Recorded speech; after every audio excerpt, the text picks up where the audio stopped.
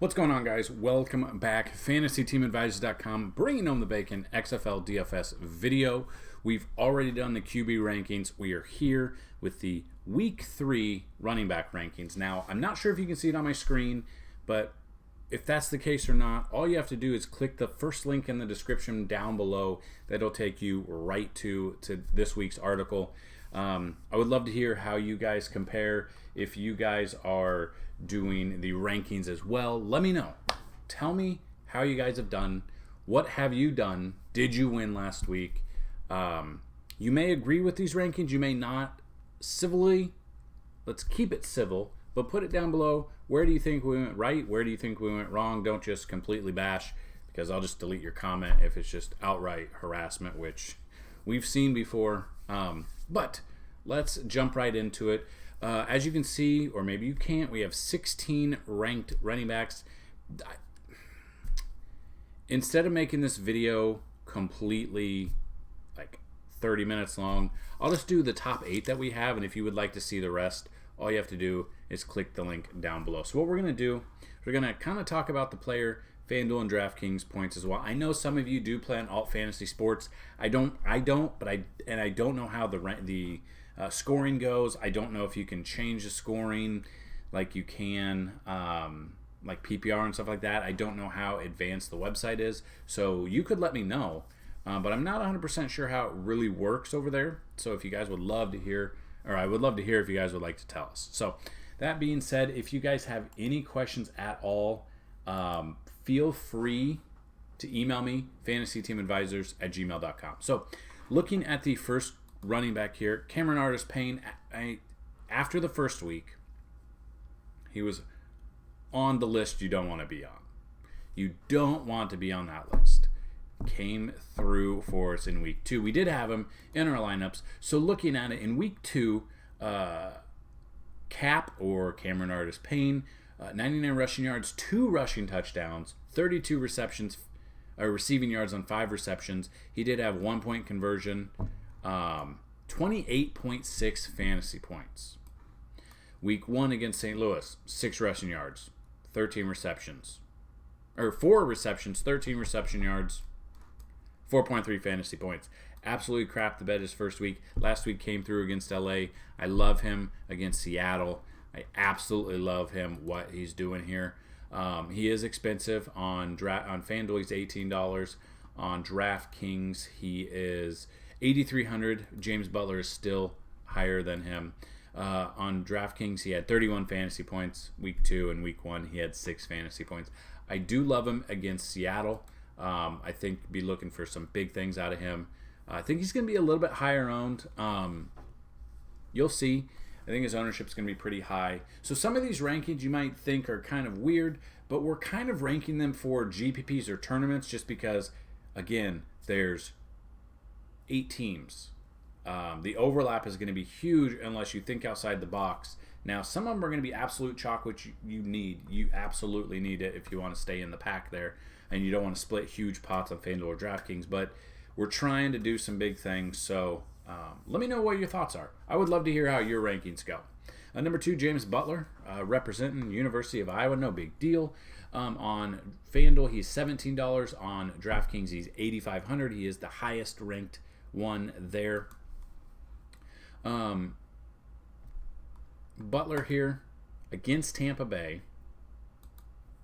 if it'll load, this week. But last week 2 against St. Louis, 28 rushing yards, 1 rushing touchdown. Did have 2 receptions for -3 yards. He only got us 9.5, but he's trending in the right direction. I love him against Tampa Bay. Against LA, the first week, 30 rushing yards, a rushing touchdown with 20 receiving yards. He had 18 fantasy points. Did have a receiving touchdown as well. So he had 1 rushing, 1 receiving. Love James Butler. I think he's the number 1 running back in this scheme for Houston. I think that continues. Absolutely love James Butler here. Number 3 is Donnell Pumphrey. Now, yeah, he comes down at $13. I kind of like that. No news is out whether or not he's hurt or anything, so he should be good. Week 2, FanDuel, he got 9.3 points. Seattle, 2.3. And on DraftKings, he's the 4th highest scoring or ranked running back. Last week, he's 7,000 this week. Last week, week 2, he's 3,900. And week 1, he was 5,100. So he's really gone up. Week 2, obviously, he had 12 attempts for 52 yards. 3 of 5 receptions on targets. He had 11 fantasy points last week. His price really just skyrocketed. So I'm a little bit more concerned on that, just how much it went up. But he is playing LA. I do kind of like him there. Number 4 is Matt Jones going up against New York. New York is terrible. You'll see on this list we do have, 3 St. Louis running backs, 3 Seattle. I mean, people will be like, oh, you got all of them ranked. It's not the NFL, guys. There's going to be some just different sets where this one's coming in, and they all can contribute. It's just further down the list, a little bit further down, a little dicier. So Matt Jones, FanDuel, let's find him. He's questionable right now. Looking for some news. I don't see any news at the moment. Make sure he's in, but questionable as of right now.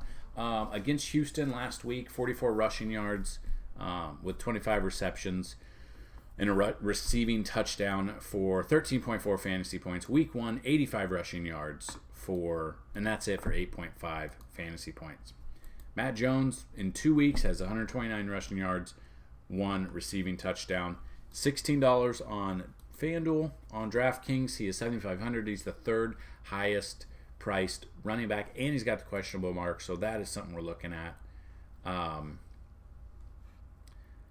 So here's some news. He was a limited participant in practice on Thursday.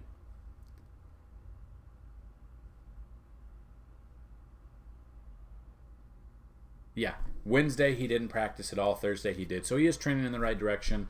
I could see him playing. His price, though, with his knee, I'm a little bit concerned about, but I believe he had the same problem last week, and he came out and gave 14 fantasy points on DraftKings. So something to look forward to. Number 5 is Lance Dunbar there. He's $15 on FanDuel. He is 6,600 on DraftKings. On FanDuel last week, he got 10.1 fantasy points on DraftKings, or on week 1 he got 8.6, and week 2 on DraftKings 13 fantasy points, and week 1 12 fantasy points. He's been very consistent the first 2 weeks. Love his price. He's averaging about 34.5 yards a game, with 69 total yards, 2 games played. Obviously we don't have a ton of information to go with, but he's averaging pretty much where we'd like him to be. So I'm looking at Lance Dunbar, number 5, if you want to pay down a little bit, if you don't want to pay up for like Cameron Artis-Payne or James Butler. Number 6, we've got Elijah Hood against DC. I'm a little bit more concerned about that, but we're here. He is $14 on FanDuel. Looking at what he's got, week 2, 1.1 fantasy points. Week 1, 4.3. He's got a little bit better odds this week, but DC is still DC, and he's more of a GPP only. If you are playing cash, I would assume most people don't play cash just because of how small the slates they are. I would play GPPs. Elijah Hood is there, but I don't think I'll have much exposure to him. I'm not 100% if I'll have that much exposure at all. So, Jaquez Patrick, week 2, he got 9.6 fantasy points. Week 1, he got 3.6. We've got him ranked number 7. And number 8, we've got Jarrell Presley. He's coming in at $15, but he's going up against LA. He obviously is behind Pumphrey in the depth chart after week 2, but 5.1 fantasy points last week, 5.9 this week. The real thing is, pretty much other than Cameron Artis-Payne last week, the trend continued from week 1 to week 2. Running backs don't play a huge pivotal role in your XFL lineups, DFS-wise anyway. I don't know how the scoring is season long, but it's been more of that connection between the quarterback and wide receiver. So that's where we're kind of leaning right now. And FanDuel doesn't have a tight end spot just solely for tight end. They've got the QB, running back, wide receiver / tight end, and then flex. So we're not really going to be looking at tight ends as much. We're not going to rank them just because it's so little what they brought to the table. It's been more of the wide receiver, and you can really lump them into wide receiver. Some sites have them just wide receiver as well. So that being said, if you would like to see 9 through 16 running back rankings, click the link down below. Check it out, fantasyteamadvisors.com. You go to XFL tab, XFL articles. That brings you right here. That brings you QB, running back, wide receiver, defense right there. Let me know what you guys think. That's what I've got for you. Any questions, let me know down below or email me, fantasyteamadvisors@gmail.com. Don't forget, you can sign up. You go FTA Plus here. Scroll down right here.